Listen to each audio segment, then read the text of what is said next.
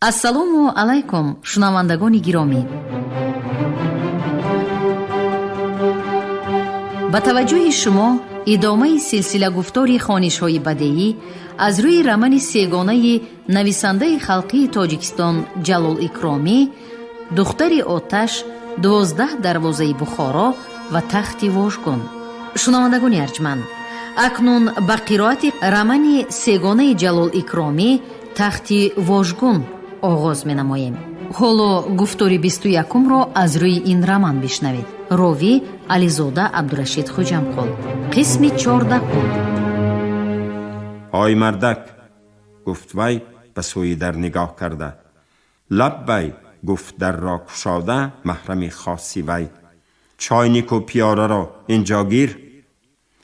محرم چاینیک و پیاله را گرفته به پیش مخصوم گذاشت و بعد از بغلش کاغذی لیفاف پیچی را برآورده به مخصوم دراز کرد.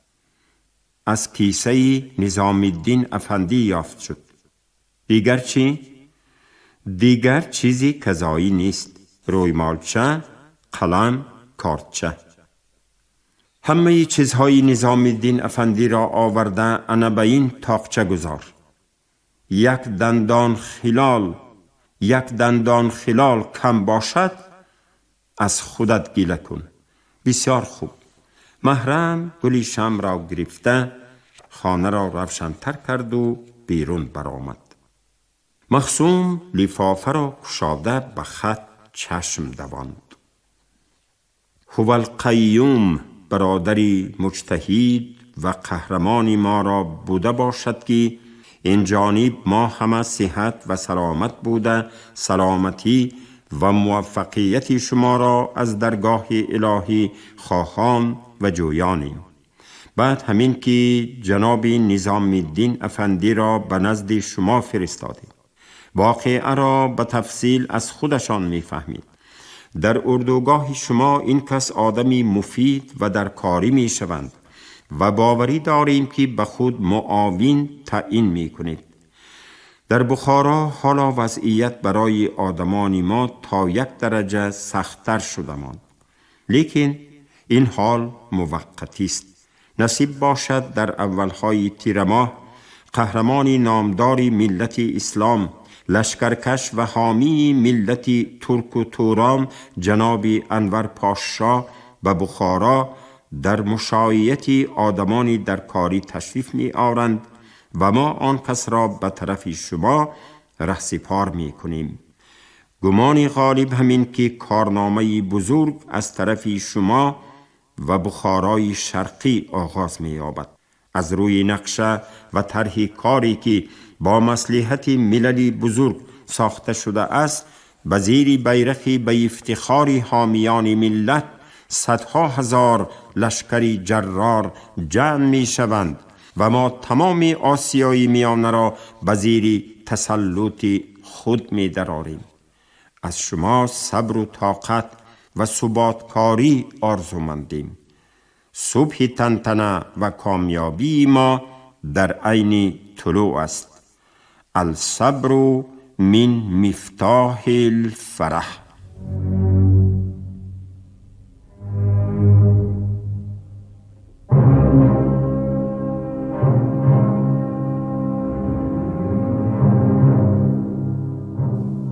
مخصوم کاغذ را 4 قط کرد و به کیسه فرنج خود انداخت و دست به چاینیک برده به پیاله پر کرده شرابی سرخ ریخت ولا جرعه در کشید. زاکربای از پایان گاه برای وی شراب هم می فرستاد. لیکن نرخ شراب از نرخ گوشت و روغن هم گرانتر بود. مخصوم هرچی هم باشد در امید یاری دوستان بخاری از این خیل بدخرجی ها رو نمی تافت.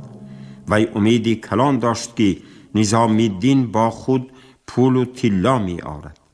به این وی باوری قطعی داشت و بنابران هم نزدیکترین آدمی خود را به آوردن وی فرستاده بود. نخواد که محمد یار خیانت کرده باشد. از خیال گذرانید مخصوم. چرا هم نکند؟ حالا مگر به یگان کس باور کردن ممکن است؟ پول و طلا داشتن نظام الدین را فهمیده، با زاکربای دوست دست به هم داده این کار را کرده باشد چی؟ این را چخیل کرده فهمیدن می شده باشد. البته وی مرد هم اقرار نمی شود. در این کار درست اندیشه کردن لازم. اگر با نزدیکانم مشورت کنم، از آنها یگان گپ می برآمده باشد. اگر به پایانی کوه فرا آمدم و بازگشته برآمدن آسان می شد، خودم فرا آمده در قشلاق تحقیق می کردم. افسوس که پایان فرا آمدم برای من قریب غیر امکان است. خیر، محمد یار را 2-3 بار زبانچه کرده پرسم کنی؟ در این دم از بیرون صدای تیرپرانی بلند شد. مخصوم دویده از جا برخاست. هنوز وی به دمی در نرسیده محرمش در آمد و گفت: محمد یار از حبسخانه گریخته است. به کجا می گریزد؟ به کجا؟ قراولها بی خبر مانده اند. در را شکسته برآمده است و می گویند که به طرف پایان رفته است. مخصوم محرمش را از پیش راهش تیله داده، موزر را دست گرفته و از خانه دویده برآمده رفت.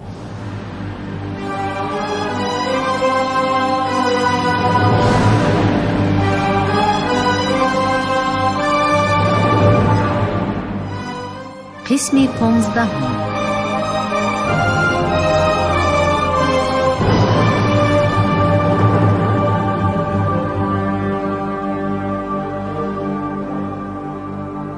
ماه سپتامبر سال 1921 به آخر می رسید. آفتابی پرخاصیت و حیات بخش آسمان بخارا تمام تابستان بی دریغ نور پاشی کرد، باعث پخته رسیدن میوه های گوناگون بسیار و باعث فراوانی گردید. از بلندی حرارت خود مردم را به تهخانه ها جا کرد، از شهر به صحرا حی کرد، تفبادها را به عمل آورد و فقط همین روز به پس ابرهای خاکستر رنگی چنگالود پنهان شد و فضای شهر دمزیق گشت. در بخارا بازارها را جواب داده بودند. سوداگر و تاجران مثل زنبروغ‌های پسی باران از کنج و بخیله ها سر برداشته برآمدند. دکان‌های بسیاری گشاده شد و رسته‌های بسیار از نو ساخته شدند. تیم‌ها مثل اوله از مال و متاع پور گشتند و گویا دور و دورانی بایها و بای بچه ها و تجار و سوداگرها بازگشت رونق یافت. در بازار شهر که چند ماه پیش از این گوگرد و پپیراست یافت نمی شد، اکنون زجیگلکه های بنزینی، پپیراس های نوع اعلا، چینیواری ها، پایفزال ها، لباس های تیار، چیت و ستین و بخمل و هرچی پیدا شده بود. سوداگر از زیر زمین هم باشد مال پیدا کرده می آورد، خصوصاً در شرایط آن روزه که به باکو، به تاشکند، به کابل بر این شهرها رفته مال آوردن مشکل شده مانده بود. لیکن وضعیت حربی و سیاسی مملکت وزنین بود. امیر عالم خان به افغانستان گریخته رفته، از کابل به حرکت باسمچیگری و فتنه و فساد راهبری می کرد. آدمان خودش مانده رفتگی را با پول و با یراق انگلیسی، نیمیسی و یپانی تأمین می کرد. در بخارای شرقی حرکت باسمچیگری روز تا روز وسعت می یافت.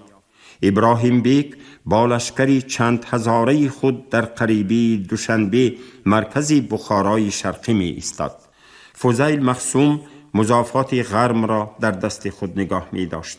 دولتمند بی بلجوان و کولاب را اشغال کرده بود و مثل همین قرباشی های بسیاری هر کدام به سری خود حاکمیتی برپا نموده موضع شهرچه ولایتی را اشغال کرده بودند.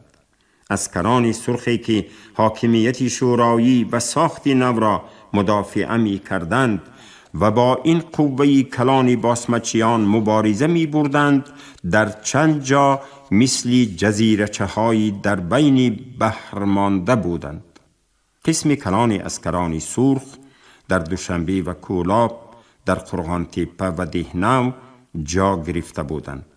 با آنها خوراکی و برای اسبهایشان علوفه نمی رسید. هوا گرمی طاقت فرسا، کسری و رجع جنگاوران بسیاری را از پا در آورده از صف بیرون کرده بود. و بالای این همه اسد مخصوم در بایسون موقعی مستحکمی را اشغال نموده بسیار وقت به حرکت و کار اسکران سرخ به مناسبت و علاقه آنها با مرکز خلل میداد. بنابراین اسکرهای سرخ تقریبا جنگ نمی کردند و همیشه در قلعه ها به مدافعه می نشستند. این حال عین مدعای بعضی دولت‌های غربی بود. آنها به واسطه دولت‌های همسایه به کار فتنه و فساد و جاسوس فرستانی خود بی ملال دوام می کردند.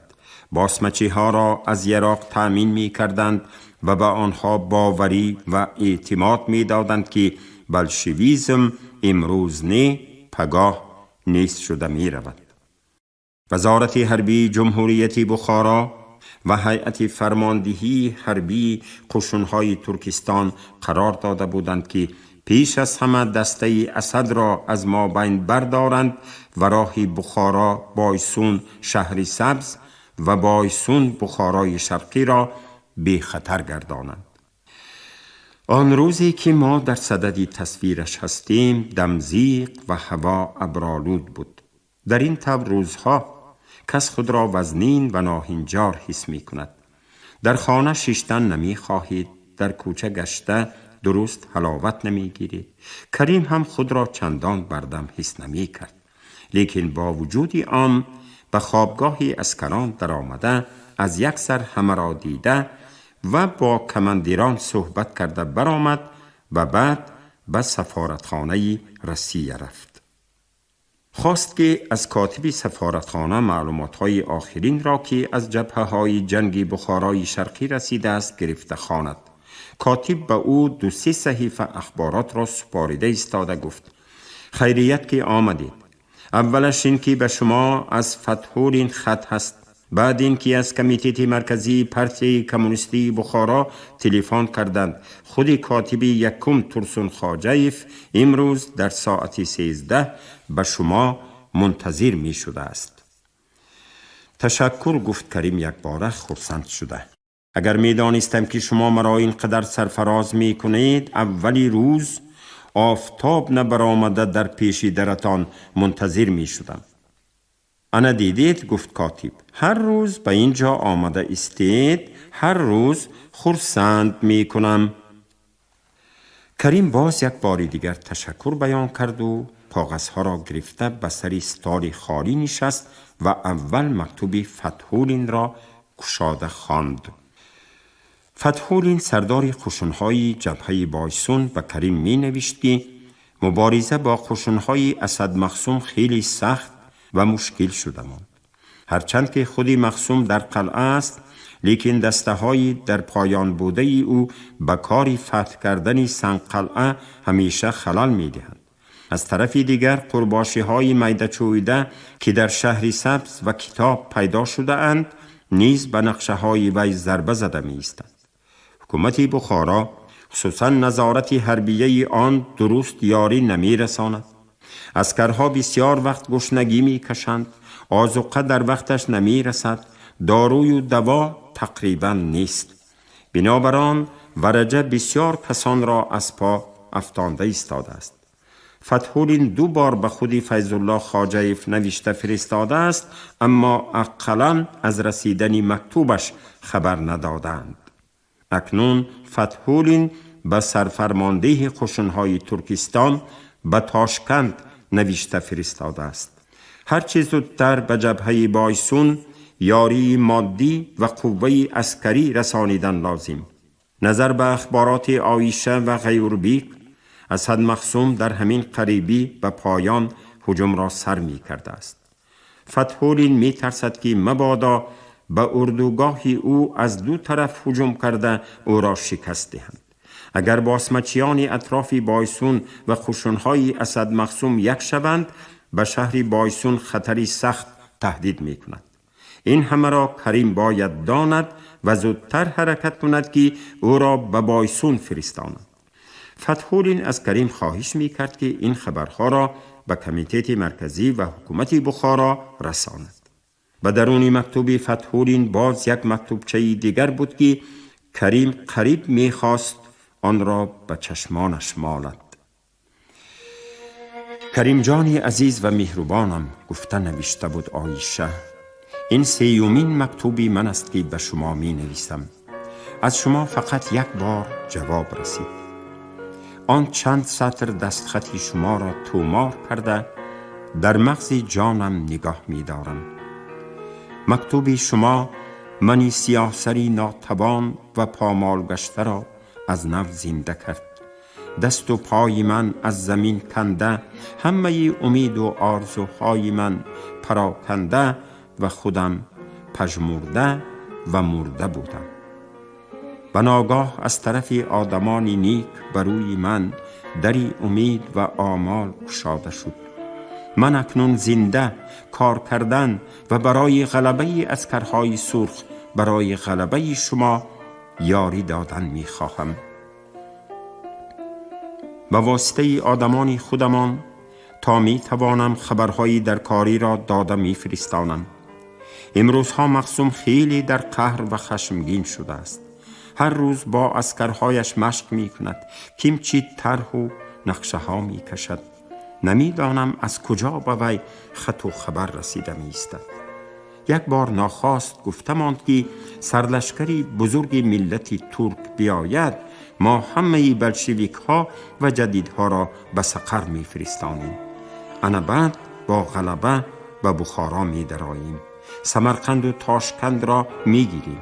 نمی دانم که این سرلشکری ترک کی باشد. به فکر من مخصوم رسیده آمدن وی را منتظر شده قوه اساسی خودش را نگاه داشته ایستاده است.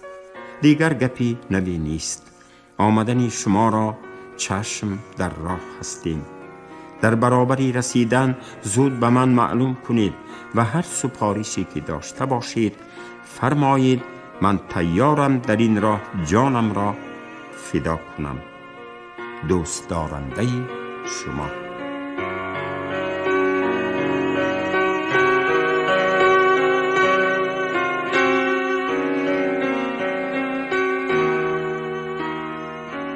کریم مکتوب را باز و باز برگشته خواند و از حد زیاد خرسند شده به دلش گفت که عزیزم عایشه، قهرمانم عایشه، باز اندک صبر کن. من تیارم خودی همین روز پرواز کرده به سوی بایسون روم، ولی چیکار کنم که اختیار در دست من نیست. وی به اخبارات آخرین چشم دواند و به دفترچه خود بعضی قیدها کرده گرفت. بعد صحیفه ها را بازگردانید و با کاتبی سفارتخانه خیر و خوش کرده کوچه برآمد. وی امروزها روح گرفته خود را پر و بال برآوردگی بر این حس می کرد، زیرا که همه مشقت کارهای تشکیلی و تیاری به آخر رسیده، روزهای بایسون روی نزدیک شده بودند. در مدت این 2-3 ماه که به وی به رخصت داده بودند نقشه خود را به عمل بیارد، وی در خود نبود. شب و روز فکر می کرد که زودتر به بایسون رود، با وضعیت آشنا شود، با اسد مقسوم دست به گریبان شود، یا به نغزی یا به سختی و زوری یا به جنگ او را تسلیم کناند، محبوبه دلخواهش را یابد. همه کارهای تیاری خوب و برجا می رفت. همه تشکیلاتهای دخلدار از وی یاری خود را دریغ نمی داشتند. فقط یک چیز گاه او را به اندیشه وادار نموده دلش را سیاه می کرد. آیا حالی عایشه اینا چی باشد؟ آیا عایشه او را فراموش نکرده باشد؟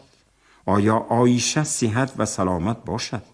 آیا در شرایطی سختی کوهستانی بلند احوالش چی شده باشد؟ چندگاه پیش از این یکی از گریزه های دسته اسد مخصوم خبر داده بود که عایشه اینا صحت سلامت، ولی مخصوم آنها را خیلی عذاب می دهد و زندگیشان خوب نی. بعد از فتحول این خبر آمد که با عایشه اینا رابطه بسته است و ثانی از خود عایشه خط آمد، اما به هر حال از تقدیر عایشه در خوف بود. الهی تا رفتن کریم عایشه صحت باشد. این سر و کار اسد مخصوم دیر نمی پاید. کریم در قریبی کمیته مرکزی به نسیم جان روبرو شد که در دستش پپکه چرمینی تیز تیز قدم مانده می رفت. دوستها با هم صمیمانه واخوردی کردند. خوش، کارهایت چطور؟ پرسید نسیم جان. دسته فداییان تیار می؟ تیار، گفت کریم. پگاه یا فردا به راه می براییم. حالا به پیش ترسون خواجیف می روم. کنیان کس چی می گویند؟ کارهای خودی تو چطور؟ نوگی کلابه یافت شد یعنی؟ یافت شد همه گپ، گفت به اطراف چشم دوانده نسیم. یک تشکیلات کلان عکس الانقلابی با سرداری داماد امیر و راهبری جناب نظام الدین افندی و بعضی از کمونیستانی چپ کشاده شد. سوی قصد و ترسون خواجیف، کشته شدن رحمتی همراه خان و کارهای دیگر همه از همین تشکیلات سربر می زده است. امروز به خانه بیا صحبت می کنیم. میلش اگر فرصت شود می روم. البته بیا صحبت می کنیم. احتمال هفته آینده به تفلیس روم. چرا به تفلیس؟ به سفارتخانه مأموریت دارم. کاری بد نه، تبریک می کنم. رحمت بیا. البته. خوب. آنها از هم جدا شدند. کریم آرزو کرد که نصیب باشد جنجالی اسد مخصوم به انجام رسد. همراه عایشه به باکو، به تفلیس و مسکو می رود. سیاحت می کند. در دنیا از سیاحت خوبتر چیز نیست. کریم به اداره کمیته مرکزی فرقه کمونیستی بخارا در آمده به کابینت کاتب رفت. در خانه اول که کارگزار می نشست، یک دو نفری دیگر هم بودند.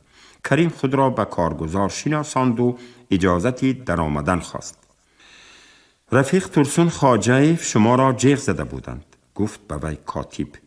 لیکن فوق العاده کاری برآمده ماند. حاضر در نزد آن کس رئیس جمهور عثمان خواجه افندی هستند. کمتر معطل شدن لازم می آید.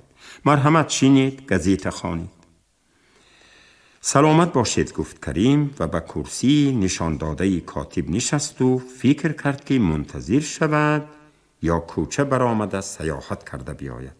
چندگاه این طرف فرصتی گشت کردن هم نداشت. لیکن رود و عثمان خواجه زود برآمده ماند. بعد به وی معطل شدن ترسون خواجیف خوب نمی شود. شاید به او کاتب یگان کاری ضرور داشته باشد که جیغ زده است.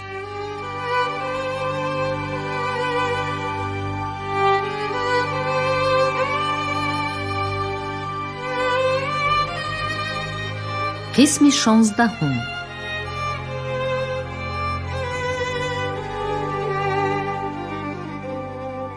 در این دم ترسون خواجیف با رئیس کمیته اجرایی مرکزی عثمان خواجه پولاد خواجیف گفتگوی جدی داشت. شما و دادری شما جناب عطاالله خواجه خویشی نزدیکی فیض الله خواجیف جان و جگری آن کس می شوید، می گفت ترسون خواجیف. غیر از این شما یکی از لیدرهای جوان بخاری ها و یکی از اساسگزارهای حرکت جدیدی بخارا هستید. بنابراین خلق شما را رئیس جمهور انتخاب کرده است، لیکن این همه حقوق آن را نمی دهد که به هر جا خواهید امور دولتی را کشیده بردن گیرید. خلق بخارا پس از قربانی های بسیاری، پس از سختی و مشقت‌های جانفرسا به این روزی نیک رسید و دولتی مستقل خود را ساخت و از دست ظالم خلاص شدم گفت. لیکن هنوز در خاندانهای بسیاری لباسی ماتم از تنها نافتاده است. هنوز آبی چشم یتیمان خشک نشده است. ما باشیم راهی آسانی کار را می جوییم. حیله و نیرنگ می کنیم، مساحله کاری می کنیم، یا که عموماً نمی خواهیم که در مملکت حاکمیتی کمبغلان گل کند و استحکام یابد. عثمان خواجه پولاد خواجه است که در حقیقت خود را رئیس دولت و سردار حاکمیت می دانست، از این سخنها به خود می پیچید. وی مردی میان قد و غلچه بود. ریش سیاهش فقط منهش را می پوشید. عینکی طلا، چشمانی گردهی کلان کلام و ابروانی براقی او را بر اعلایینه تر کرده نشان می داد. در تن وی کاستیومی سیاهی بزیب، از روی کرته سفیدی گریبانش آخری ژیلتکی همرنگ کاستیوم پوشیده، زنجیره طلایی ساعتی کیسگی سری سینه او را آرام می داد. وی انگشتانی سیرگوشت خود را شرقاس زنانده با عصبیت نمایان سخنان ترسون خواجه را گوش می کرد. من نمی فهمم شی، می گفت وی کلمه ترکی شی وی یا کی چی را به تاجیکی همراه کرده. شما با چی مقصد به من این سخنها را می گویید؟ مگر من به قول شی پرزیدنت جمهوری بخارا سزاوار این سرزنش ها هستم؟ من حالا شما را سرزنش نکردم، گفت ترسون خواجه ملایمانه، لیکن شما هم پرزیدنت، هم کلانترین اولادی فیض الله خواجه وینا، هم آدمی با فهم و در راه انقلاب خدمت کردگی. بنابراین به گردن شما مسئولیت کلانتر است. چی؟ فیض الله یگان گناه کرده است؟ گناهی وی به من چی؟ من هیچ وقت به وی متصدی نمی شوم. اگر فهمیدن خواهید، من به فیض الله چندان اعتماد ندارم. ترسون خواجه با حیرت و ناراضیانه بر روی عثمان خواجه نگاه کرد و با قطعیت گفت: من به شما می گویم که به رفیق فیض الله خواجه ما اعتماد داریم و می دانیم که وی از بین جدیدان بخارا سزاواری سرداری حکومت شدن است. بله، فیض الله بهترینش، دیگرها بدترینش، گفته استهزا کرده ماند عثمان خواجه. بله، تکرار می گویم که فیض الله خواجه در حال حاضر نسبت به دیگران از دل و جان کار می کند، گفت کاتب کمیته مرکزی. در اینجا گپ درباره فیض الله خواجه نمی رود، گپ درباره بعضی اولاد شماست.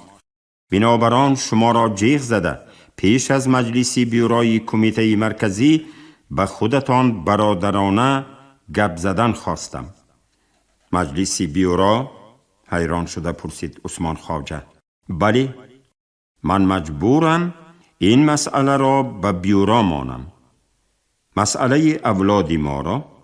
بله، مسئله اولاد شما را بغیر از فیض الله خواجه. عجیب، گفت عثمان خواجه. اولاد ما که به حرکت انقلابی خلق بخارا راهبری کرد، اولاد ما که همه مال و جانش را برای انقلاب صرف کرد، اولاد ما که حالا موقعهای مهم دولتی و خواجگی مملکت را اداره کرده ایستاده است، سزاوار آن شد که در بیورای کمیته مرکزی محاکمه شود؟